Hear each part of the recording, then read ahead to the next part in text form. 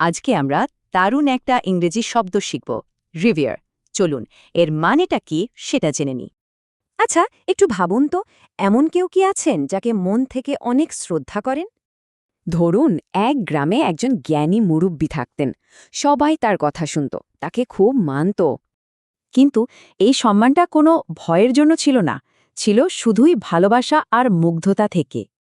এই যে গভীর শ্রদ্ধা, সম্মানের অনুভূতি, এটার জন্য ইংরেজিতে কিন্তু একটা খাস শব্দ আছে। আর সেই শব্দটা হলো রিভিয়ার, মানে কাউকে খুব বেশি সম্মান করা, একেবারে মন থেকে।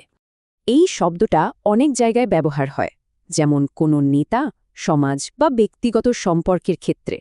এই বাক্যটা দেখুন, এখানে কর্মীরা কোম্পানির প্রতিষ্ঠাতাকে তার কাজের জন্য রিভিয়ার বা সম্মান করে। অর্থাৎ কর্মীরা তাকে শুধু বস হিসেবে নয়, একজন অনুপ্রেরণা হিসেবে দেখে। এটাই হলো রিভিয়ার। এবার দ্বিতীয় উদাহরণটা দেখি। এটা কিন্তু আমাদের সেই গল্পের মুরব্বির মতোই, তাই না?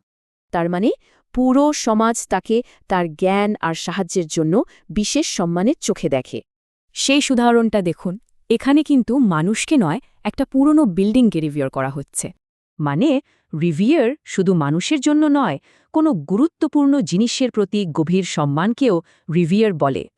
আচ্ছা, রিভিয়ারের মতো শুনতে আরও একটা শব্দ আছে। চলুন দুটোর পার্থক্যটা বুঝে নিই। রিভিয়ার হলো কাজটা, মানে সম্মান করা, আর রেভারেন্ড হলো একটা পদবি, যেমন ডক্টর বা মিস্টার।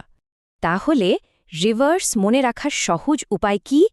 প্রথমে গভীর শ্রদ্ধার অনুভূতিটা ভাবুন, এরপর ভাবুন কার প্রতি। তো শুরুতে যে প্রশ্নটা করেছিলাম, এবার নতুন শব্দটা দিয়ে ভাবুন তো, কাকে আপনি রিভিয়ার করেন।